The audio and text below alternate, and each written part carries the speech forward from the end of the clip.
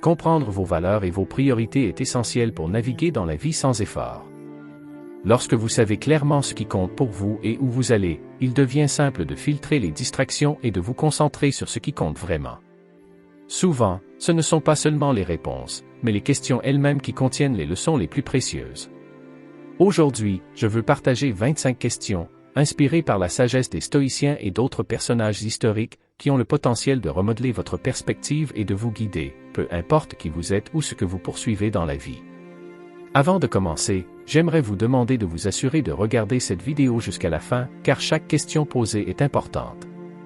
Cela dit, commençons. 1. Avec qui passez-vous du temps? Dans la vie, nos compagnons façonnent la trajectoire de notre voyage. Choisissez ceux qui correspondent à vos valeurs et à vos aspirations. Une leçon clé ici est d'être conscient de la compagnie que vous tenez. Par exemple, si votre cercle encourage la croissance personnelle, vous avez plus de chances de vous épanouir. À l'inverse, si vous vous retrouvez entouré de négativité ou d'individus qui entravent votre progression, il est peut-être temps de reconsidérer votre décision. Prenons l'exemple d'une personne qui s'efforce d'adopter un mode de vie plus sain. S'il passe du temps avec des amis qui privilégient la forme physique et le bien-être, l'influence positive peut être profonde. D'un autre côté, l'exposition constante à ceux qui sapent les choix sains peut entraver les progrès. Comme le dit le proverbe, vous êtes la moyenne des 5 personnes avec lesquelles vous passez le plus de temps. Cela souligne l'impact puissant que notre cercle social peut avoir sur notre caractère et nos réalisations. Alors, choisissez judicieusement, car la compagnie que vous gardez joue un rôle central dans la formation de ce que vous devenez. 2. Est-ce que c'est sous mon contrôle? La vie nous réserve souvent des situations et il est essentiel de discerner ce que nous pouvons influencer et ce qui est hors de notre portée. Cette question résume le principe stoïcien de base de se concentrer sur ce qui est contrôlable. Envisagez un scénario où des circonstances externes, comme la météo, perturbent vos plans. Au lieu de vous attarder sur la pluie incontrôlable, dirigez votre attention sur ce que vous pouvez contrôler, peut-être votre attitude ou la recherche d'une autre activité. Ce changement d'état d'esprit est crucial pour garder son sang-froid et prendre des décisions constructives. Dans un sens plus large, séparer le contrôlable de l'incontrôlable s'applique à divers aspects de la vie. Vos réactions, vos choix et vos efforts sont sous votre contrôle, contrairement aux événements extérieurs et aux actions des autres. En maîtrisant cette distinction, vous relevez les défis avec résilience et cultivez un sentiment d'autonomie sur votre propre destin. Comme Épictète l'a dit avec sagesse, nous ne pouvons pas choisir nos circonstances extérieures, mais nous pouvons toujours choisir comment nous y répondons. L'adoption de cette philosophie nous permet de concentrer notre énergie là où elle compte vraiment, sur les aspects de la vie que nous pouvons façonner et influencer. 3. À quoi ressemble votre journée idéale? Imaginez votre journée idéale comme le modèle d'une vie bien vécue. Il ne s'agit pas d'un vœu pieux, mais d'un acte délibéré de concevoir une vie alignée avec vos valeurs et vos aspirations. Cette question nous incite à considérer les éléments qui composent notre journée parfaite et, par extension, notre existence globale. Prenons un exemple. Supposons que votre journée idéale implique de vous réveiller tôt, de vous engager dans un travail significatif, de passer du temps de qualité avec vos proches et de profiter de moments de solitude. Ce n'est pas seulement un rêve éveillé, c'est une vision qui peut guider vos choix quotidiens. Efforcez-vous d'intégrer ces éléments dans votre routine, en prenant des décisions intentionnelles qui vous rapprochent de la vie que vous envisagez. En comprenant ce qui constitue votre journée idéale, vous gagnez en clarté sur vos priorités et vos valeurs. Il s'agit de réserver du temps pour des activités qui comptent vraiment pour vous. Qu'il s'agisse de poursuivre une passion, de se connecter avec des êtres chers ou de profiter de moments de réflexion tranquille, votre journée idéale sert de boussole pour naviguer dans les choix de la vie. Comme le dit si bien Annie Dillard, la façon dont nous passons nos journées est, bien sûr, la façon dont nous passons nos vies. Alors, concevez vos journées avec un but et vous vous retrouverez à construire une vie qui résonne avec vos désirs et aspirations les plus profonds. 4. Être ou faire dans la poursuite d'une vie pleine de sens, il y a une bifurcation cruciale sur la route, le choix entre être et faire. Cette question nous met au défi de réfléchir à nos motivations.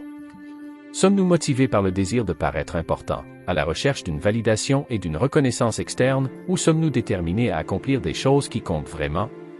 Considérez la distinction. La personne qui s'efforce d'être recherche souvent le statut, les accolades et la visibilité. D'autre part, celle axée sur l'action canalise l'énergie pour avoir un impact tangible, indépendamment de la validation externe. C'est la différence séculaire entre chercher du crédit et faire avancer les choses tranquillement. Pensez à quelqu'un qui assume un rôle de leadership, non pas pour le titre, mais pour apporter une véritable contribution. Ils se concentrent sur l'impact de leurs actions plutôt que sur la reconnaissance qui accompagne le poste. Cette dichotomie consiste à choisir la substance plutôt que les apparences, à mettre l'accent sur les réalisations plutôt que sur l'attrait de l'importance. Comme le dit le proverbe, c'est incroyable tout ce que vous pouvez accomplir si vous ne vous souciez pas de qui obtient le crédit. Cela résume l'essence du faire.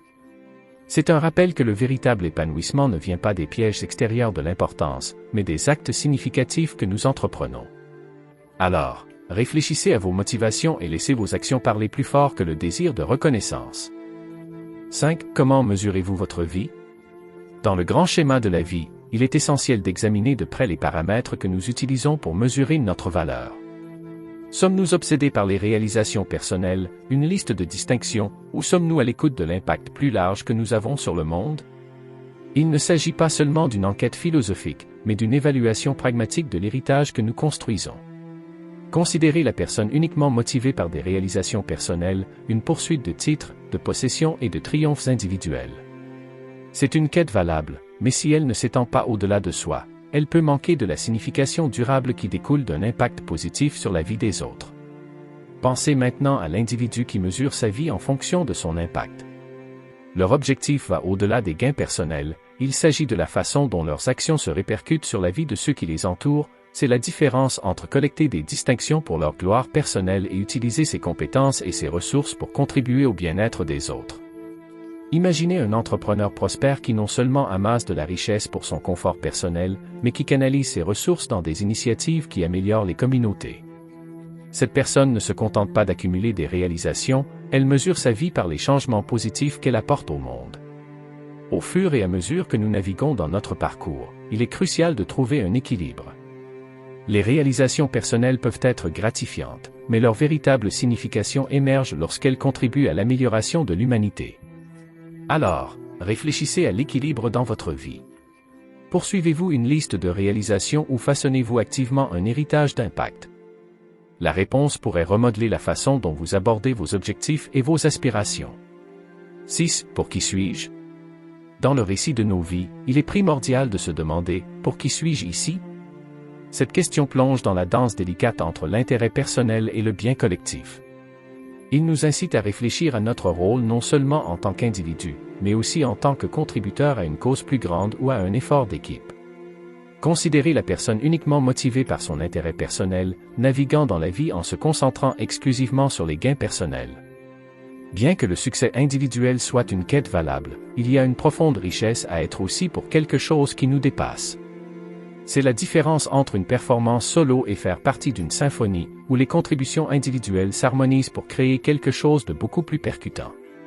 Imaginez un leader dans une équipe, motivé non seulement par le succès personnel, mais également investi dans le succès et le bien-être de l'ensemble du groupe. Cette personne comprend que l'élévation des autres n'est pas une distraction par rapport aux objectifs personnels, mais une approche synergique où les réalisations collectives améliorent les succès individuels. La leçon ici consiste à trouver un équilibre entre la poursuite d'objectifs personnels et un engagement envers un objectif plus large. Il s'agit de comprendre que votre parcours individuel peut s'enrichir lorsqu'il est entrelacé avec les parcours de ceux qui vous entourent. Comme le dit le proverbe, si vous voulez aller vite, allez-y seul. Si vous voulez aller loin, allez-y ensemble. Alors, demandez-vous, dans la grande tapisserie de la vie, pour qui suis-je? Suis-je uniquement pour les triomphes personnels, ou est-ce que je contribue activement à la réussite et au bien-être du collectif? Trouver cet équilibre peut conduire à un parcours plus épanouissant et plus percutant. 7. Qu'est-ce que je rate en choisissant de m'inquiéter ou d'avoir peur? Cette question nous pousse à évaluer le coût d'opportunité d'investir notre énergie émotionnelle dans les émotions négatives, en mettant en évidence les gains potentiels perdus dans le processus. Considérez l'individu pris dans la toile de l'anxiété.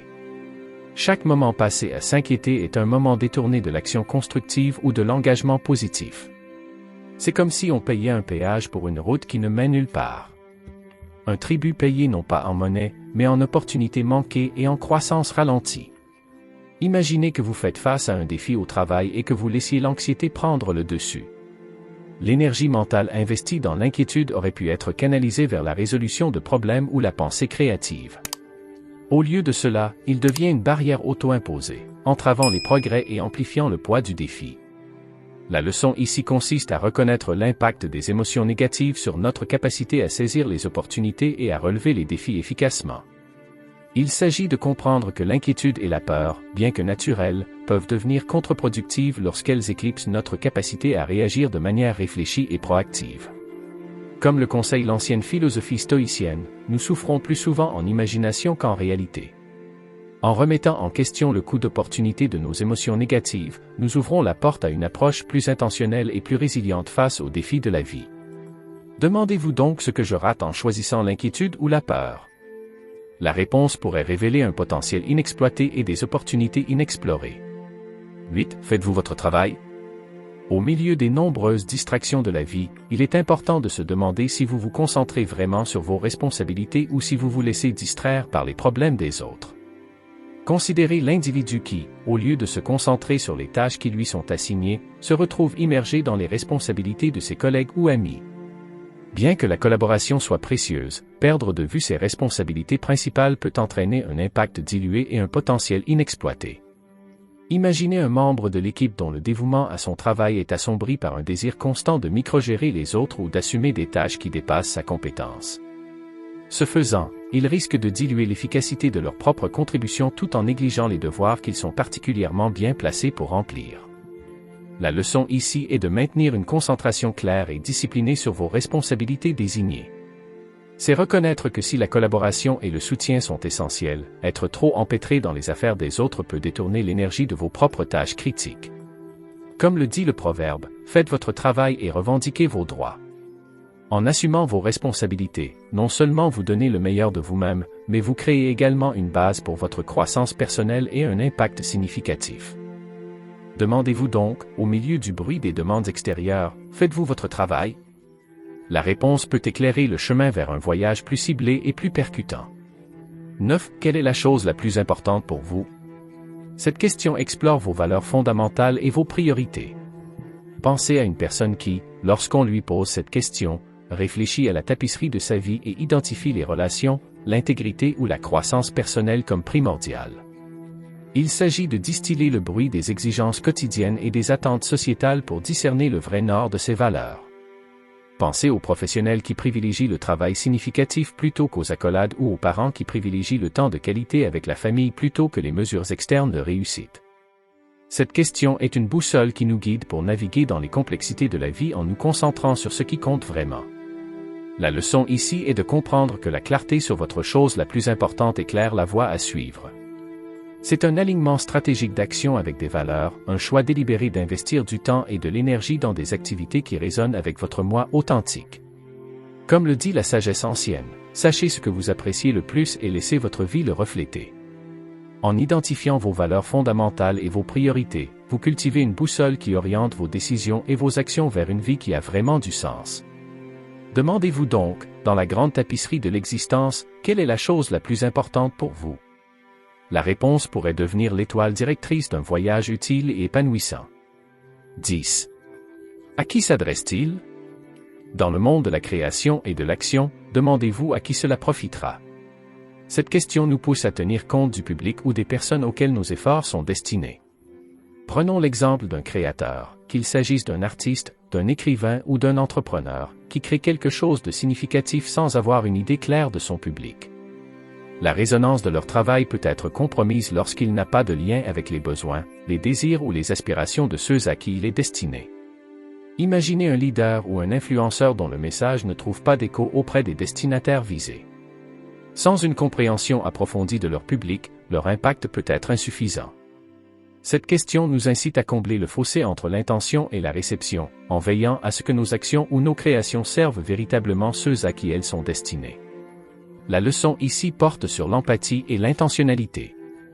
Il s'agit de reconnaître que nos efforts gagnent en profondeur et en importance lorsqu'ils sont adaptés pour répondre aux besoins de ceux qui s'y engageront ou en bénéficieront. Comme le dit le proverbe, connaissez votre public. Qu'il s'agisse d'un produit, d'un message ou d'un acte de service, la compréhension des destinataires visés enrichit l'impact de nos efforts. Alors, demandez-vous, à qui cela s'adresse-t-il? La réponse affine votre approche, transformant vos créations ou vos actions en contributions significatives qui résonnent dans le cœur et l'esprit de ceux avec qui vous cherchez à vous connecter ou à servir. 11. Est-ce vraiment important? Cette question nous encourage à réfléchir à l'importance des choses qui nous préoccupent, en nous aidant à faire la distinction entre ce qui est trivial et ce qui a vraiment du sens. Considérez l'individu empêtré dans des frustrations mineures ou des ennuis passagères. Se demander si ces préoccupations sont vraiment importantes invite à un changement de perspective. Il s'agit de reconnaître que tout ce qui capte notre attention n'est pas digne de notre investissement émotionnel. Imaginez un professionnel confronté à un revers ou à un échec perçu. En s'interrogeant sur la véritable signification de l'affaire, ils peuvent se concentrer à nouveau sur ce qui a vraiment du poids dans leur parcours, en évitant le piège de s'attarder sur des défis éphémères. La leçon ici consiste à cultiver un état d'esprit perspicace. C'est reconnaître que nos pensées et nos émotions sont des ressources précieuses et que les dépenser pour des questions de peu d'importance ne rend pas service à notre bien-être et à notre progrès. En nous interrogeant régulièrement sur la gravité de nos préoccupations, nous affinons notre capacité à investir notre énergie là où elle compte vraiment. Comme Marc Aurèle l'a judicieusement noté, il faut très peu de choses pour avoir une vie heureuse. Tout est en vous, dans votre façon de penser. Posez-vous donc la question suivante, est-ce vraiment important? La réponse pourrait vous conduire à un état d'esprit plus serein et plus déterminé, libéré des fardeaux inutiles de préoccupations triviales. 12. S'agira-t-il d'une éternité ou d'un temps mort? Demandez-vous si vous utilisez activement chaque instant pour grandir ou si vous attendez passivement que les choses se produisent. Imaginez quelqu'un qui fait face à une période de transition, peut-être une pause entre deux emplois ou des chapitres de la vie. La distinction entre la vie et le temps mort réside dans la façon dont ils choisissent d'utiliser cet intervalle. Vont-ils investir activement dans l'apprentissage, la découverte de soi et le développement des compétences? Ou laisseront-ils ces précieux instants s'échapper dans la passivité? Imaginez le contraste entre quelqu'un qui utilise une période d'attente pour lire, apprendre et cultiver de nouvelles compétences, et un autre qui attend sans s'engager consciemment. Le premier transforme ce qui pourrait être perçu comme un temps mort en une vie, débordant d'opportunités d'avancement personnel et professionnel. La leçon ici concerne le pouvoir de la vie intentionnelle. C'est reconnaître que chaque instant présente un choix de façonner activement nos expériences ou d'attendre passivement les circonstances extérieures. En embrassant la vie, nous transformons les périodes d'attente, les revers ou les transitions en un terrain fertile pour la croissance. Comme le dit si bien Sénèque, la vie est longue si vous savez comment l'utiliser. Alors, demandez-vous, est-ce que ce sera une éternité ou du temps mort? La réponse pourrait révéler la clé pour débloquer une croissance et une amélioration continue dans les chapitres évolutifs de votre vie. 13. Que puis-je apprendre de cet obstacle? Cette question redéfinit les défis comme des opportunités de croissance personnelle et d'apprentissage, nous exhortant à extraire la sagesse de l'adversité. Prenons l'exemple de la personne qui fait face à un revers ou à un obstacle. Au lieu de la considérer uniquement comme un obstacle, la question encourage un changement de mentalité. Il s'agit de reconnaître que les défis, plutôt que d'être de simples obstacles, sont des salles de classe pour acquérir de la résilience, de l'adaptabilité et de précieuses leçons de vie. Imaginez quelqu'un qui navigue dans un revers professionnel, un projet qui ne s'est pas déroulé comme prévu ou une entreprise commerciale qui a fait face à des défis inattendus. Le changement de perspective provoqué par la question leur permet de découvrir des idées, d'affiner des stratégies et de sortir de l'obstacle non seulement indemne, mais aussi fortifié par de nouvelles connaissances. La leçon à tirer ici est d'adopter un état d'esprit résilient et axé sur la croissance. Il s'agit de comprendre que les obstacles ne sont pas de simples obstacles, mais plutôt des tremplins pour le développement personnel et professionnel. En nous demandant ce que nous pouvons apprendre de chaque défi, nous transformons l'adversité en un allié sur le chemin de devenir le meilleur de nous-mêmes. Comme l'a dit sagement Épictète, ce n'est pas ce qui vous arrive, mais la façon dont vous y réagissez qui compte. Alors, demandez-vous, qu'est-ce que je peux apprendre de cet obstacle? La réponse pourrait révéler un trésor d'idées et ouvrir la voie à une évolution personnelle et professionnelle continue. 14. Est-ce que je pratique la gratitude? Cette question nous rappelle de reconnaître et d'apprécier les aspects positifs de nos vies, même au milieu des moments difficiles.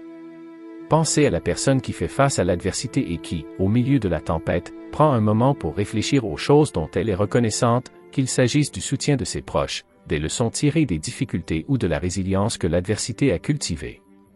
Il s'agit d'un changement intentionnel de s'attarder sur les difficultés à reconnaître les bons côtés. Imaginez quelqu'un qui traverse une période difficile dans sa carrière. Au lieu de succomber à la frustration, ils s'arrêtent pour exprimer leur gratitude pour les compétences qu'ils ont acquises, les expériences qui les ont façonnés et l'opportunité de croissance que l'adversité présente. Il s'agit d'un pivot puissant vers un état d'esprit plus positif et plus résilient. La leçon ici porte sur le pouvoir transformateur de la gratitude. C'est comprendre que, même face aux difficultés, il y a toujours quelque chose dont on peut être reconnaissant. En pratiquant activement la gratitude, nous déplaçons notre attention de ce qui manque vers ce qui est présent, favorisant ainsi un état d'esprit d'abondance et de résilience. Comme l'a dit judicieusement Melody Beattie, la gratitude donne un sens à notre passé, apporte la paix pour aujourd'hui et crée une vision pour demain. Alors, demandez-vous, est-ce que je pratique la gratitude? La réponse pourrait révéler une source profonde de force et de positivité au milieu des défis inévitables de la vie. 15. Comment puis-je transformer l'adversité en avantage? Cette question embrasse des principes stoïciens, nous exhortant à faire preuve de sagesse et de résilience pour transformer les obstacles en opportunités de force et de croissance. Considérez la personne confrontée à un revers ou à une tournure inattendue des événements. Au lieu de la considérer uniquement comme un obstacle, cette question suscite un changement d'état d'esprit stoïque. Il s'agit de canaliser la philosophie selon laquelle l'adversité n'est pas seulement un test, mais une occasion de cultiver la résilience, le courage et une compréhension plus profonde de soi. Imaginez quelqu'un qui a fait face à des revers professionnels ou à des défis personnels. L'application de cette question leur permet de naviguer dans l'adversité avec une lentille stoïque, d'en tirer des leçons, d'affiner des stratégies et d'en sortir non seulement indemnes, mais aussi fortifiés par une sagesse et une force retrouvées. La leçon ici consiste à adopter des principes stoïciens pour alchimiser l'adversité en avantage. C'est reconnaître que les défis, plutôt que d'être des obstacles insurmontables, sont des plateformes d'évolution personnelle. En nous demandant comment transformer l'adversité en avantage, nous incarnons l'idée stoïcienne que l'obstacle est le chemin, une partie intégrante du voyage vers le meilleur de nous-mêmes. Comme Sénèque l'a judicieusement noté, celui qui craint la mort ne fera jamais rien de valable pour un homme vivant. Demandez-vous donc comment puis-je transformer l'adversité en avantage? La réponse pourrait libérer la résilience stoïque qui sommeille en vous, ouvrant la voie à une croissance transformatrice au milieu des défis inévitables de la vie. 16. Suis-je attaché aux résultats externes? Cette question plonge dans la philosophie stoïcienne, nous exhortant à réfléchir à la question de savoir si notre bonheur dépend d'événements extérieurs hors de notre contrôle.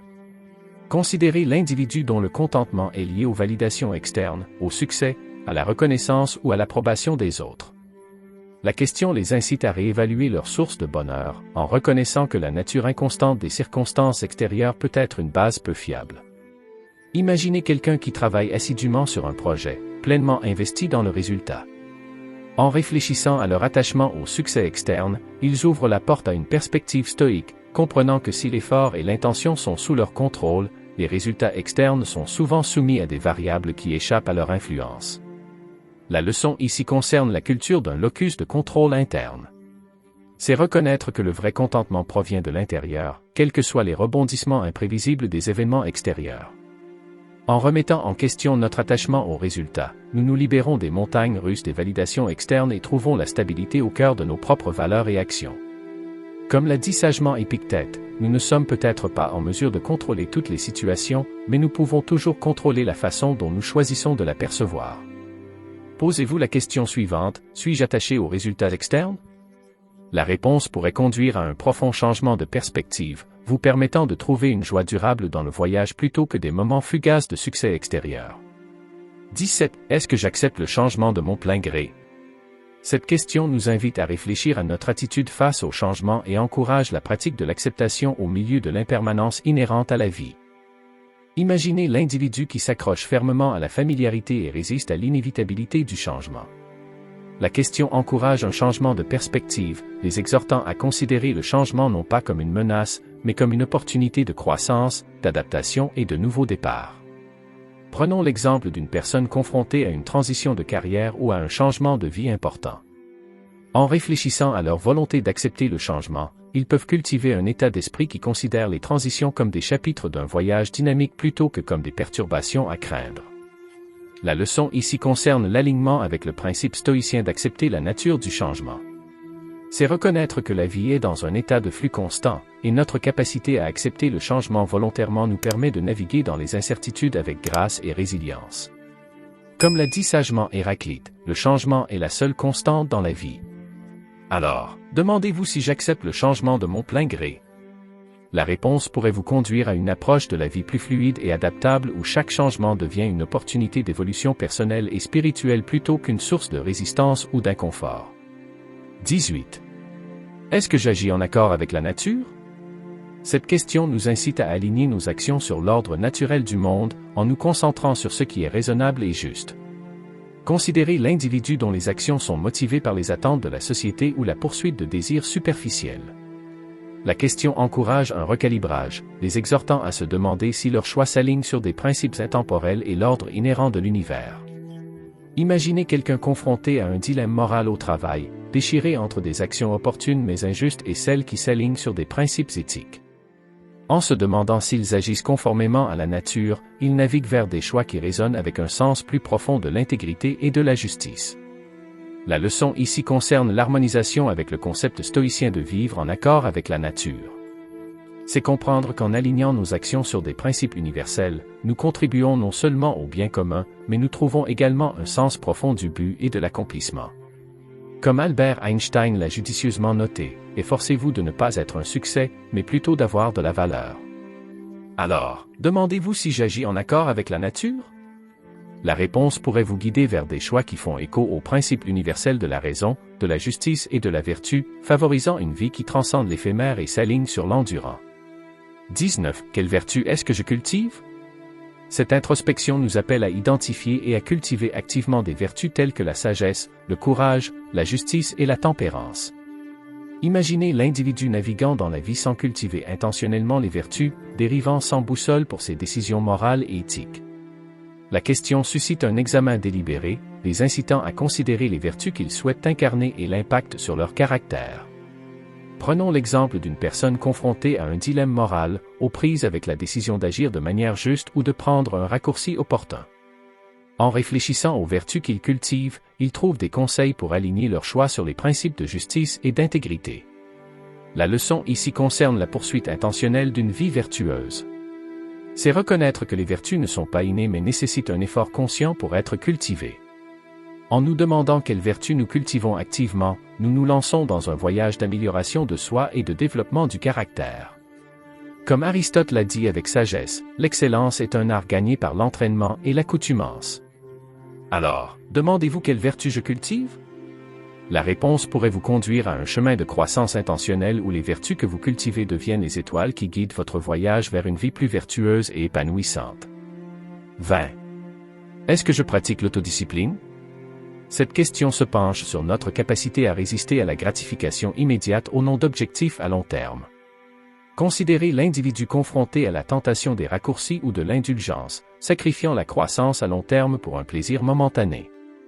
La question suscite une réflexion profonde sur le rôle de l'autodiscipline dans la formation de la trajectoire de sa vie. Imaginez quelqu'un qui s'engage dans un projet ambitieux ou qui poursuit un objectif exigeant. En évaluant leur pratique de l'autodiscipline, ils peuvent naviguer dans l'attrait inévitable des récompenses immédiates, en restant concentrés sur la persévérance nécessaire pour un succès durable.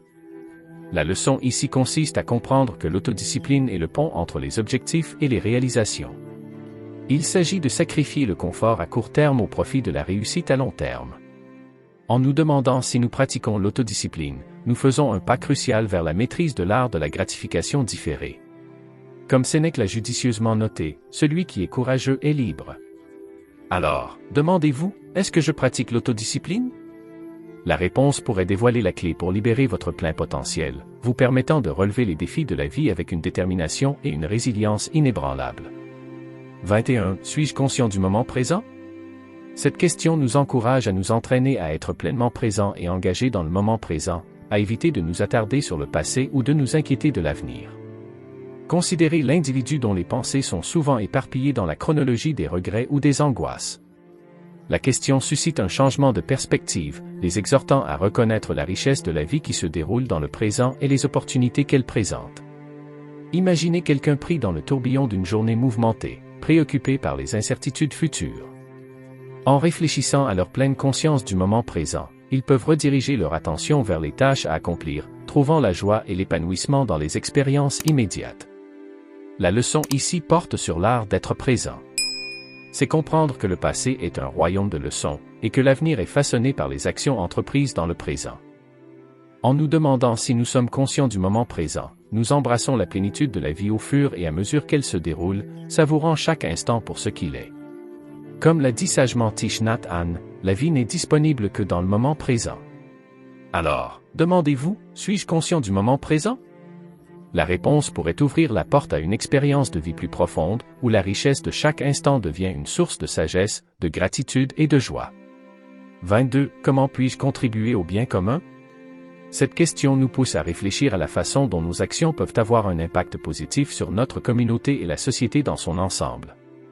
Imaginez l'individu réfléchissant à son rôle dans le tissu social plus large, reconnaissant l'interconnexion de ses actions avec le bien-être des autres. La question invite à passer d'une perspective individuelle à une perspective collective, favorisant un sens de la responsabilité pour le bien commun. Pensez à quelqu'un qui a la possibilité de faire une différence, que ce soit par le biais du bénévolat, d'initiatives communautaires ou de petits actes de gentillesse.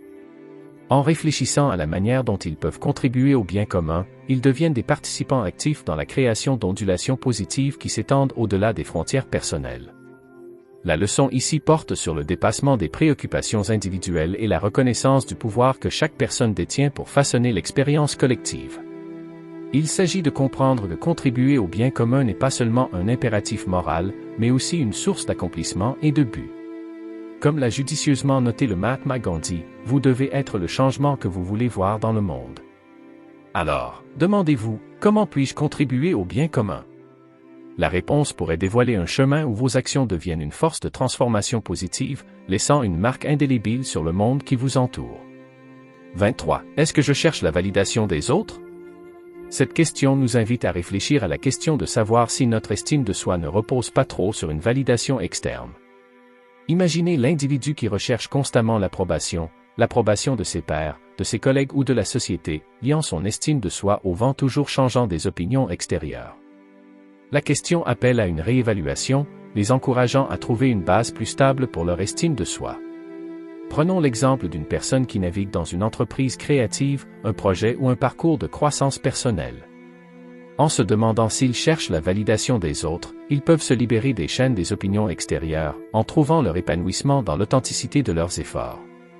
La leçon ici porte sur la compréhension de la valeur intrinsèque de ses efforts et de son identité. Il s'agit de reconnaître que la recherche de validation externe est une quête éphémère, tandis que cultiver un fort sentiment d'estime de soi à l'intérieur fournit une base plus durable et plus résiliente. Comme l'a judicieusement fait remarquer Oscar Wilde, soyez vous-même, tout le monde est déjà pris. Alors, demandez-vous si je cherche la validation des autres? La réponse pourrait vous conduire à un chemin de découverte de soi et d'authenticité où la validation que vous recherchez est enracinée dans votre propre compréhension de votre valeur et de vos contributions. Cette question nous incite à identifier et à libérer les attachements aux possessions matérielles, aux opinions ou aux situations qui ne servent pas notre bien-être. Imaginez l'individu accablé par le poids d'attachements inutiles, s'accrochant à des biens, des opinions ou des relations qui ne contribuent plus positivement à sa vie. La question incite à un examen délibéré, en les incitant à discerner entre ce qui ajoute de la valeur et ce qui entrave leur croissance. Considérez quelqu'un pris au piège du matérialisme, accumulant des possessions pour le bien des apparences. En réfléchissant à ce qu'ils peuvent lâcher, ils s'engagent dans un chemin de simplification, se libérant de l'excès qui obscurcit leur véritable priorité. La leçon ici concerne l'art du détachement. C'est comprendre que la liberté de lâcher prise est une porte d'entrée vers une existence plus légère et plus épanouissante. En nous demandant ce que nous pouvons lâcher, nous entamons un processus de désencombrement, non seulement des possessions physiques, mais aussi des bagages mentaux et émotionnels. Comme Lao Tzu l'a dit avec sagesse, quand je lâche prise de ce que je suis, je deviens ce que je pourrais être. Demandez-vous donc, qu'est-ce que je peux lâcher? La réponse pourrait vous guider vers un mode de vie plus intentionnel et plus léger, où les choses que vous libérez créent de l'espace pour de nouvelles opportunités et un sentiment de satisfaction plus profond. 25. Est-ce que je prends le temps de réfléchir sur moi-même? Cette question nous appelle à examiner régulièrement nos pensées, nos actions et nos valeurs pour nous assurer de l'alignement avec nos principes. Imaginez l'individu pris dans le rythme implacable des exigences quotidiennes, s'arrêtant rarement pour faire une introspection sur la congruence de ses actions avec ses croyances profondes. La question suscite une pause délibérée, les exhortant à se réserver des moments d'autoréflexion au milieu de la clameur de la vie. Prenons l'exemple d'une personne qui navigue dans une décision complexe, à un carrefour où les valeurs s'opposent à l'opportunité. En se demandant s'ils prennent le temps de réfléchir sur eux-mêmes, ils débloquent un réservoir de clarté, en s'assurant que leurs choix s'alignent sur les principes qui leur sont chers. La leçon ici concerne la nécessité de la conscience de soi. C'est comprendre que dans le flux et le reflux de la vie, les moments d'introspection servent de points cardinaux, nous gardant fidèles à nos valeurs. En nous demandant si nous prenons le temps de l'autoréflexion, nous privilégions le voyage continu de la découverte de soi. Comme Socrate l'a sagement proclamé, une vie non examinée ne vaut pas la peine d'être vécue. Alors, demandez-vous si je prends le temps de réfléchir sur moi-même. La réponse pourrait vous conduire à un chemin de croissance continue et d'authenticité, où le miroir de l'introspection devient un outil précieux pour naviguer dans les complexités de l'expérience humaine. En conclusion, ces questions servent de guide précieux pour vivre une vie plus intentionnelle et épanouissante. En réfléchissant aux personnes avec qui nous passons du temps, à ce qui est sous notre contrôle et à ce qui compte vraiment, nous avons un aperçu de nos valeurs et de nos priorités. L'accent mis sur la prise d'action significative, la mise en œuvre de chaque instant et l'alignement de nos choix sur la personne que nous aspirons à être, renforce l'idée que nos décisions façonnent le sens que nous tirons de la vie. Poser régulièrement ces questions peut nous conduire à des réponses qui contribuent à notre croissance personnelle et nous aident à devenir les individus que nous sommes capables d'être. Merci d'avoir pris le temps d'explorer avec nous ces questions qui suscitent la réflexion. Si vous avez trouvé de la valeur dans cette discussion, nous vous invitons à aimer la vidéo et à vous abonner à notre chaîne. Votre soutien nous encourage à continuer à partager des idées qui inspirent une vie intentionnelle et une croissance personnelle. Merci de faire partie de notre communauté.